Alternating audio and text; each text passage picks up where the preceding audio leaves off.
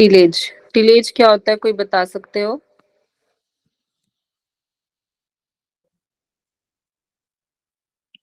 Tillage क्या होता है? बीएससी में आप लोगों ने पढ़ा ही होगा।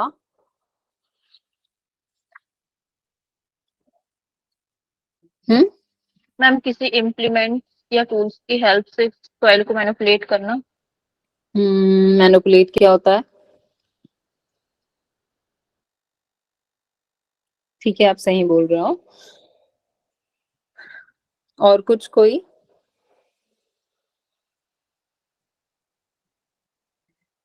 टिलेज से भी क्वेश्चन आते हैं। टिलेज से मेनली आपके प्राइमरी टिलेज कौन कौन, प्राइमरी टिलेज में कौन कौन से इम्प्लीमेंट्स आते हैं, सेकेंडरी टिलेज में कौन कौन से इम्प्लीमेंट्स आते हैं, इस तरीके के क्वेश्चंस बहुत कॉमन है। फिर एजर्शन रीजन क्वेश्चन में आपसे पूछा जा सकता है कि बल्क डेंसिटी का क्या इफेक्ट पड़ता है टिलेज में। इसलिए फैक्चुअल चीजों के साथ साथ हम इसको थोड़े से डेप्थ में डील करेंगे, ताकि अगर एसर्शन रीजन क्वेश्चन भी बनता है तो वो भी हमसे बने। ठीक है।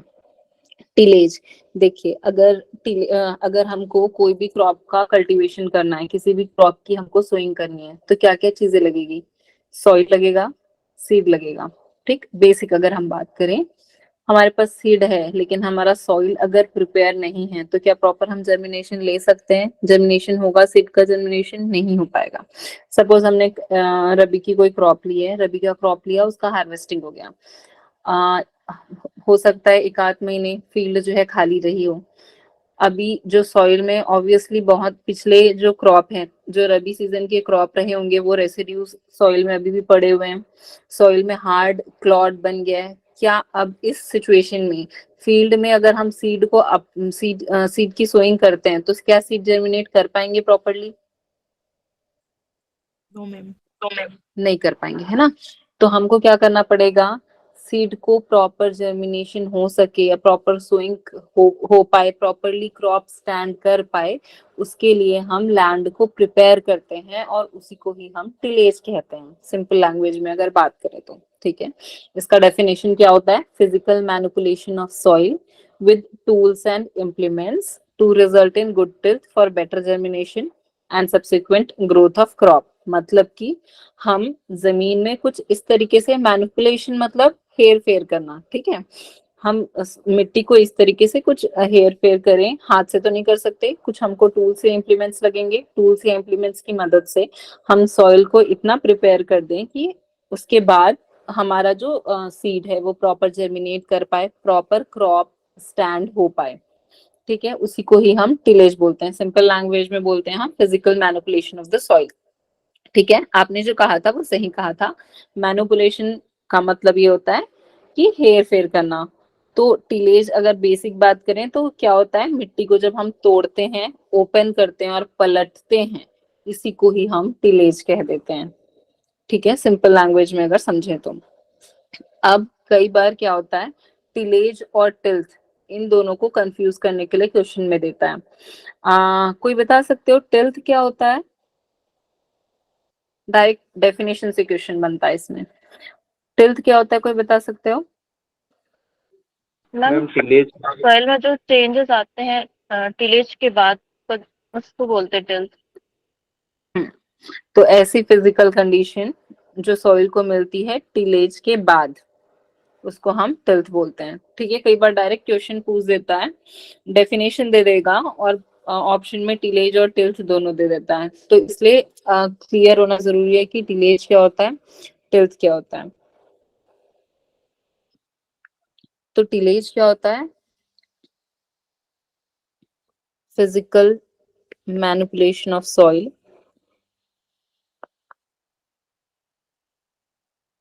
मैं मैनिपुलेशन को शॉर्ट में लिख रही हूँ, TION है वो, उसको TN लिख रही हूँ शॉर्ट में। Of soil with tools and implements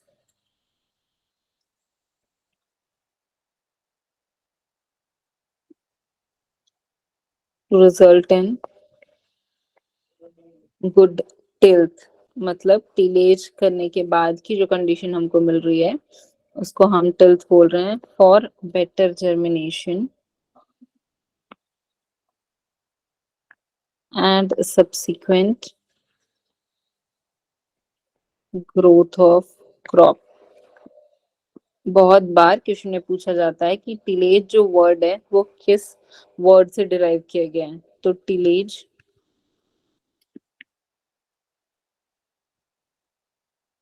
derive हुआ है एंग्लो सैंक्शन वर्ड से, दो एंग्लो सैंक्शन वर्ड जो कि है टिलियन और टियोलियन। टिलियन का मतलब होता है टू प्लाउ, ठीक है, जुताई करना, और टियोलियन का मतलब होता है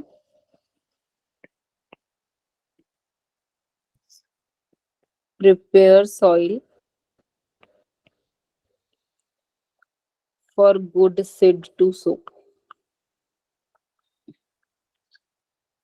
मतलब बेसिकली हम समझ सकते हैं कि टिलेज जो है, टिलेज में हम क्या करते हैं, मिट्टी को इस तरीके से प्रिपेयर करते हैं कि क्रॉप जो है प्रॉपर जर्मिनेट, क्रॉप जो है प्रॉपर स्टैंड कर सके, सीड जो है प्रॉपरली जर्मिनेट कर सके, ठीक है। टिल्थ किसको बोलते हैं? ये it is a good physical condition of soil after tillage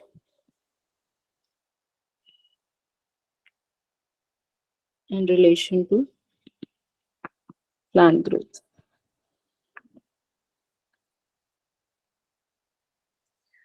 father of tillage कौन है? जैथरो टूल। हाँ, फादर ऑफ टिलेज जो है जेथरो टूल, ये याद रखेंगे, ये इम्पोर्टेंट है। टिलेज जो है दो तीन टाइप से किया जाता है, कोर्स, फाइन और मॉडरेट। मतलब अगर सैंडी सॉइल है तो बहुत ही फाइन टिल्थ की जरूरत होगी, अगर क्लेई सॉइल है तो फाइन टिल्थ नहीं होना चाहिए, क्योंकि अगर क्लेई सॉइल है और बहुत ज्यादा फाइन टिलिंग कर दी जाए तो एकदम दलदल बन जाएगा, ठीक है। तो ये बेसिक था। अब हम देखते हैं कि टिलेज के ऑब्जेक्टिव्स क्या क्या होते हैं। Tillage, objectives of tillage.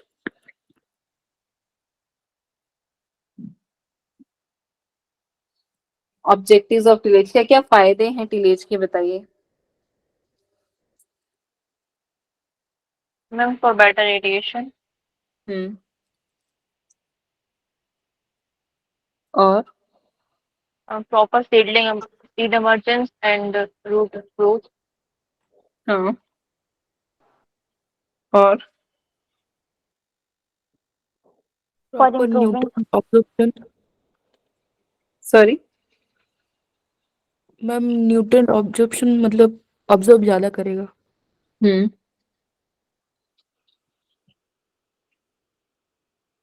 ठीक है। तो ये सारे ऑब्जेक्टिव्स हैं टिलेज के। क्या क्या ऑब्जेक्टिव्स हैं मेन मेन, जैसे कि आप लोगों ने बताया सॉइल एयरेशन, ठीक है। अगर हम प्रॉपर सॉइल में टिलेज करते हैं तो क्या होगा, जो कॉम्पैक्ट क्लॉड्स बने हैं वो छोटे छोटे टुकड़ों में वो हो जाएंगे, सॉइल पल्वराइज हो जाएगा, छोटे छोटे टुकड़ों में बच जाएगा। तो सॉइल में प्रॉपर एयरेशन होगा, ठीक है। प्रॉपर एयरेशन होगा तो क्या होगा, प्रॉपर गैसियस एक्सचेंज होगा सीड के रूट जोन में, तो रूट जो है अच्छे से ग्रो कर पाएगा। दूसरी चीज, अगर प्रॉपर टिलेज हो रहा है तो क्लॉड्स अगर नहीं है, नॉर्मल सॉइल के छोटे छोटे पार्टिकल्स हैं, तो वाटर फ्लो जो होगा इजीली होगा। तो सीड का जो रूट जोन है, प्लांट का जो रूट जोन है या जो सीडलिंग का रूट जोन है, वहां पे इजी होगा वाटर को फ्लो करना, परमिट वाटर फ्लोज, ठीक है। फिर अगर हम टिलेज करते हैं तो सॉइल में जो क्रस्ट फॉर्म हुआ है वो ब्रेक होगा, क्रस्ट ब्रेक होने की वजह से क्या होगा, सिडलिंग इमर्जेंस जो है वो इजीली हो पाएगा। अगर सॉइल में एकदम हार्ड क्रस्ट बना है तो हो सकता है सीड जो है प्रॉपरली इमर्ज हो ही ना पाए, सिडलिंग फॉर्म ही ना हो पाए। लेकिन वही अगर हम टिलेज कर देते हैं तो सिडलिंग इमर्जेंस में आसानी होगी, सिडलिंग इमर्जेंस जो है इजी हो जाएगा, क्योंकि नॉन क्रस्ट सॉइल का फॉर्मेशन हो गया है। प्लस डेंसिटी जो है सॉइल की वो कम हो जाती है, जिसकी वजह से रूट इलोंगेशन जो है अच्छे से हो पाता है। डेंसिटी कैसे कम होती है ये आगे डिस्कस करेंगे। परमिट रूट इलोंगेशन, जब प्रॉपरली टिलेज होता है तो प्लांट्स को रूट जोन में या सिडलिंग को जितना सफिशिएंट लाइट जो है इजीली मिल पाता है,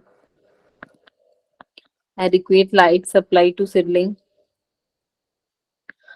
प्लस पैथोजन या पेस्ट फ्री इन्वायरमेंट मिलता है। कोई बता सकता है कि पैथोजन या पेस्ट फ्री इन्वायरमेंट कैसे मिल रहा है टिलेज के थ्रू? मैम जैसे गर्मियों में करते हैं तो जैसे जो सॉइल में जो अंडे देते हैं ना लार्वा वगैरह, तो वो उससे मर जाते हैं।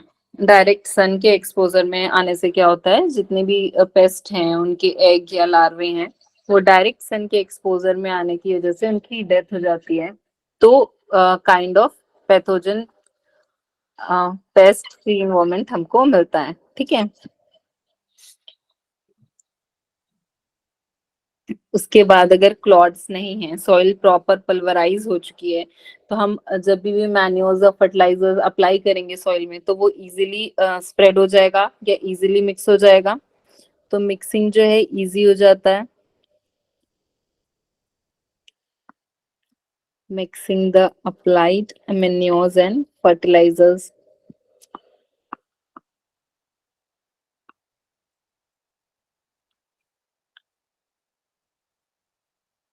ये सारे कुछ ऑब्जेक्टिव्स थे टिलेज के।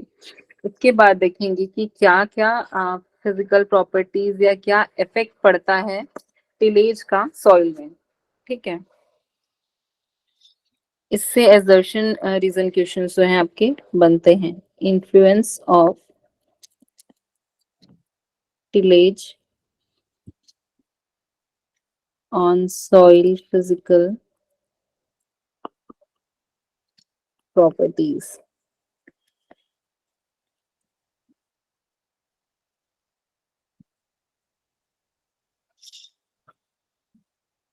पोर स्पेस पे क्या इफेक्ट पड़ता होगा, कोई बता सकते हो? पोर स्पेस कम होगा या ज्यादा होगा? मैम इंक्रीज होता है। इंक्रीज होगा। क्यों इंक्रीज होगा? क्योंकि जो क्लॉड्स हैं अगर हम उसको ब्रेक करेंगे तो जो स्पेसेस हैं वो बढ़ेंगे सॉइल के बीच के। ठीक है, तो पोर स्पेस क्या होता है, टिलेज करने से बढ़ता है।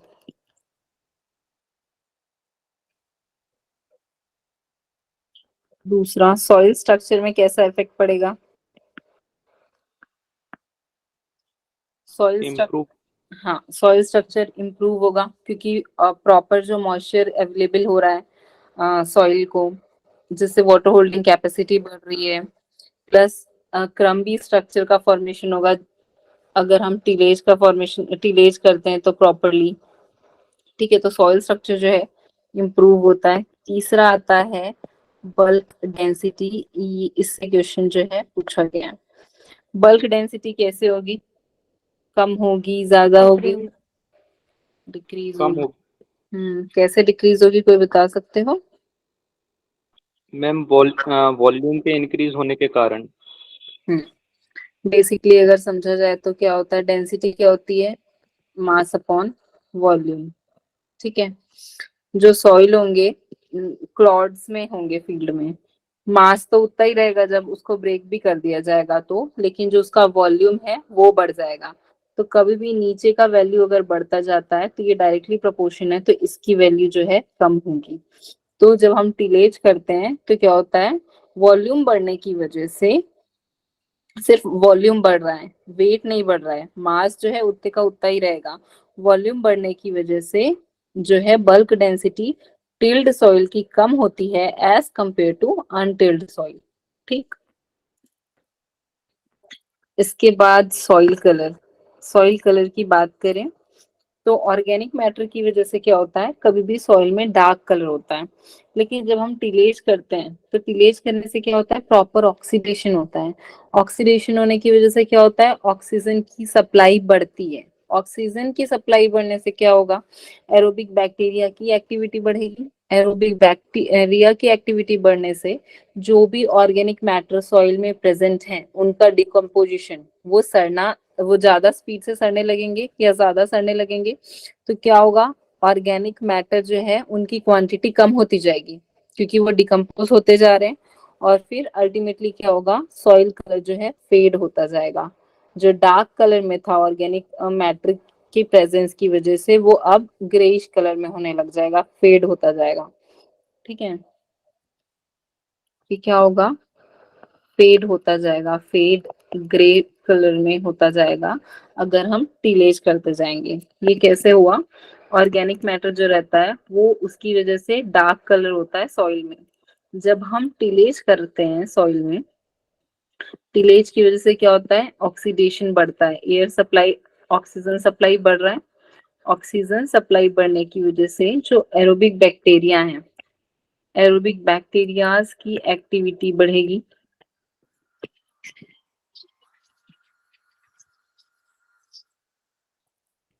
एरोबिक बैक्टीरिया की एक्टिविटी बढ़ेगी। एरोबिक बैक्टीरिया की एक्टिविटी बढ़ने की वजह से जो डिकम्पोजिशन है ऑर्गेनिक मैटर का, ये ज्यादा होने लगेगा।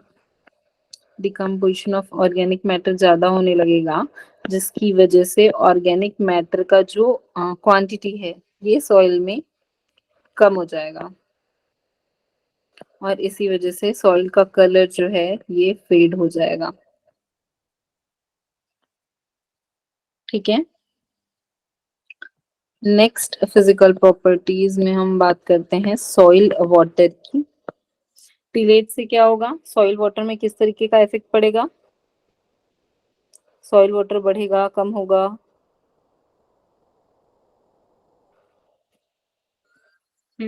बढ़ेगा।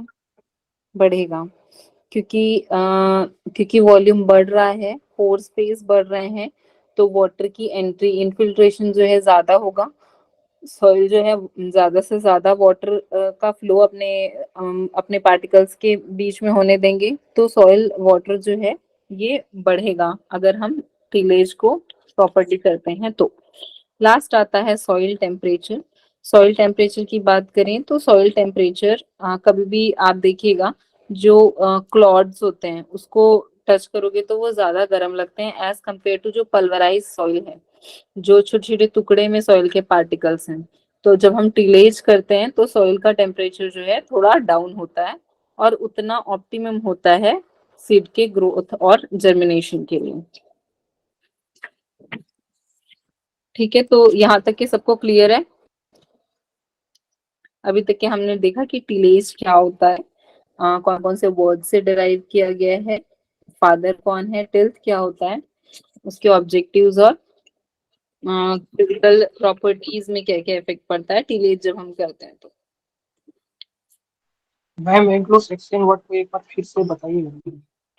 एंग्लो सैक्सन वर्ड का कुछ खास नहीं है, जैसे कि एग्रीकल्चर लेटिन वर्ड से डिराइव किया गया था, वैसे ही, या एग्रोनॉमी ग्रीक वर्ड से डिराइव किया गया है, उसी तरीके से टिलेज जो है एंग्लो सैक्सन वर्ड से डिराइव किया गया है।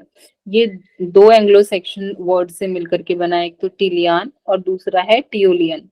टिलियन का मतलब होता है टू प्लाउ, जुताई करना, और दूसरा टिलियोलियन मतलब कि सॉइल को प्रिपेयर करना, इतना प्रिपेयर करना कि सीड जो है सीड की प्रॉपर सोइंग की जा सके। क्लियर हुआ? Yes ma'am. ठीक। अब बात करते हैं टाइप्स ऑफ टिलेज।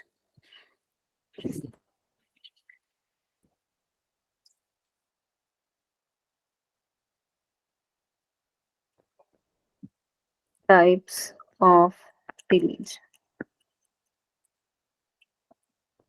दो टाइप के टिलेज होते हैं मेनली। अगर हम टाइम के बेसिस पे बात करें तो on the basis of time tillage को दो पार्ट में डिवाइड किया गया है। पहला है प्रिपरेटरी टिलेज या प्रिपरेटरी कल्टीवेशन टिलेज, दूसरा होता है आफ्टर कल्टीवेशन टिलेज। ठीक है, तो प्रिपरेटरी टिलेज मतलब जब हम सोइंग की टाइम पे या सोइंग के पहले लैंड को प्रिपेयर करते हैं उसको हम प्रिपरेटरी टिलेज कहते हैं। आफ्टर कल्टीवेशन मतलब आफ्टर कल्टीवेशन जो भी टिलेज की प्रैक्टिस करी जाएगी, जैसे कि जितने भी इंटरकल्चरल ऑपरेशंस होते हैं, वीडिंग हो गया, अर्थिंग अप हो गया, या वीडिंग अर्दिंग अप, ये सब जो है आफ्टर कल्टीवेशन में आता है। प्रिपरेटरी टिलेज में जब हम सोइंग के पहले जो करते हैं उसको बोलते हैं। तो प्रिपरेटरी टिलेज जो है मेनली दो टाइप के होते हैं। इसमें पहला आता है प्राइमरी टिलेज, या इसी को हम प्रिपरेटरी टिलेज भी बोल देते हैं। बहुत जगह पे प्राइमरी और प्रिपरेटरी टिलेज इसे कहा गया है, या इसी को ही मेन फील्ड प्रिपरेशन भी कहते हैं। कोई बता सकता है कि प्राइमरी टिलेज ये दो टाइप के होते हैं, प्राइमरी टिलेज और सेकेंडरी टिलेज, इसमें क्या अंतर होता है, ये क्या होता है? मैम हाँ बोलिए। मैम मैम जर्मिनेशन के पहले और जर्मिनेशन के बाद जो हम लोग फील्ड में कल्टीवेशन फील्ड प्रिपेयर करते हैं। नहीं, और कोई? ऐसा हमको लगता है कि ऐसा होता है, बट ऐसा नहीं है। मैम प्राइमरी टिलेज में मिट्टी को पलट देते हैं और पॉट्स को ब्रेक करते हैं। हम्म, और सेकेंडरी में?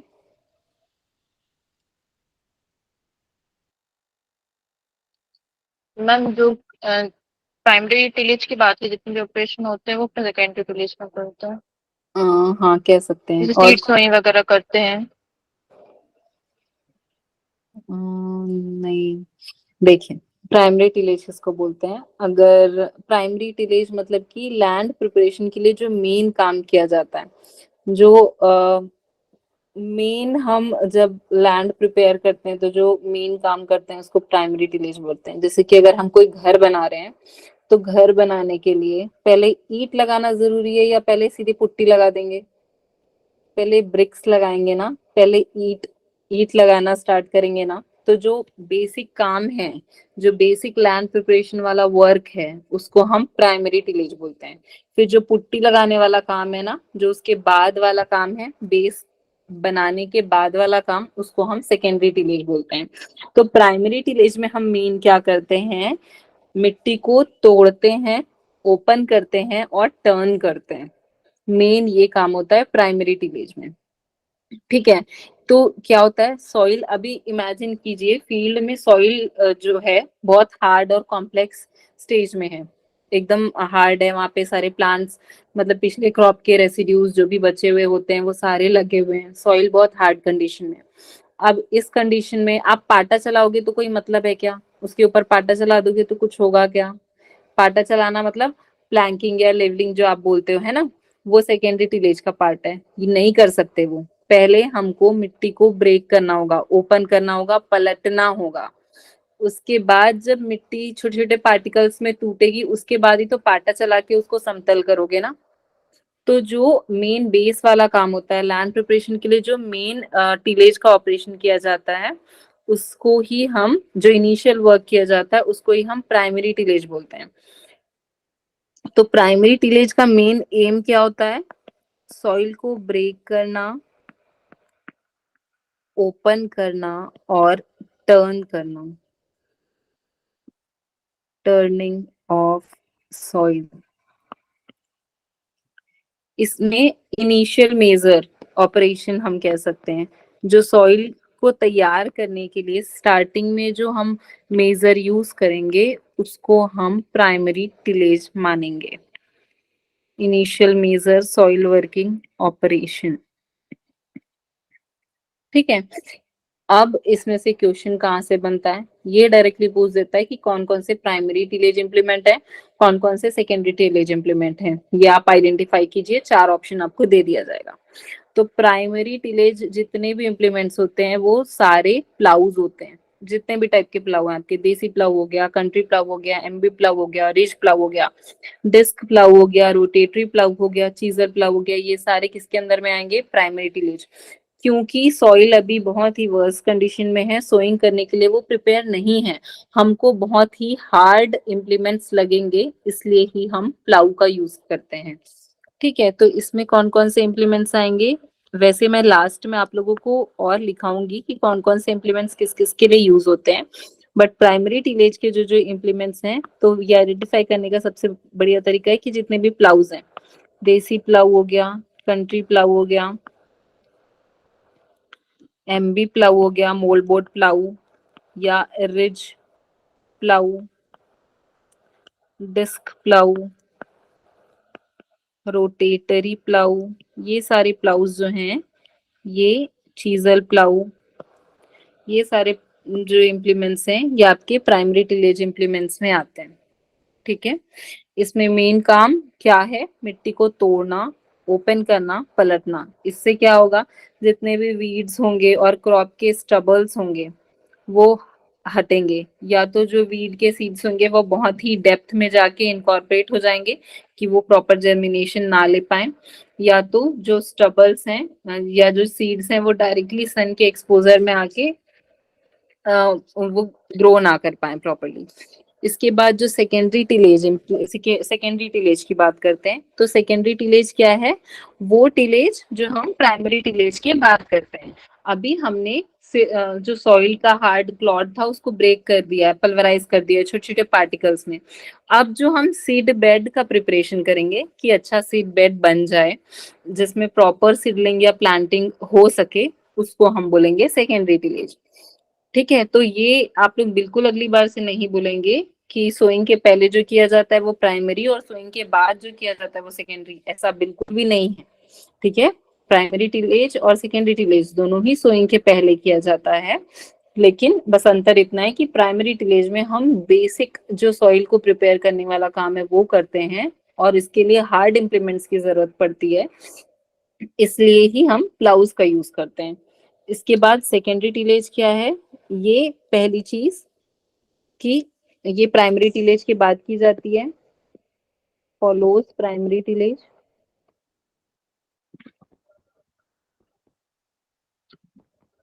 To create a good seed bed for proper planting या प्रॉपर सीडिंग। ठीक है, तो प्राइमरी टिलेज के बाद जो हम करते हैं उसको हम सेकेंडरी टिलेज बोलते हैं। इसमें बाकी जितने भी इम्प्लीमेंट्स बच रहे हैं वो सारे आएंगे, जैसे कि कल्टीवेटर हो गया, हैरोवर हो गया, प्लैंकर हो गया, लेवलर हो गया, बंड बनाने वाला बंड फॉर्मर हो गया, रोलर हो गया, ये सारे। बस एक रोटावेटर है जो कि दोनों में आता है। रोटावेटर को हम एज अ प्राइमरी टिलेज भी काउंट करते हैं और सेकेंडरी टिलेज भी काउंट करते हैं। इसके इम्प्लीमेंट्स लिख लीजिए। सेकेंडरी टिलेज के इम्प्लीमेंट्स कौन कौन से हैं? इसमें आ जाएगा कल्टीवेटर, हैरोज, होय, प्लैंकर, leveller,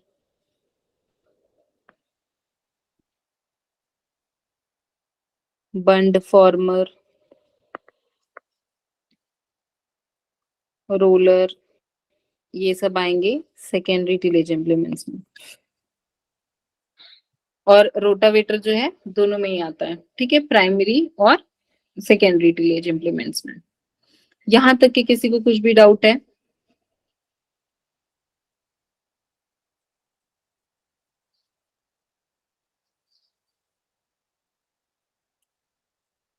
no ma'am. Okay, primary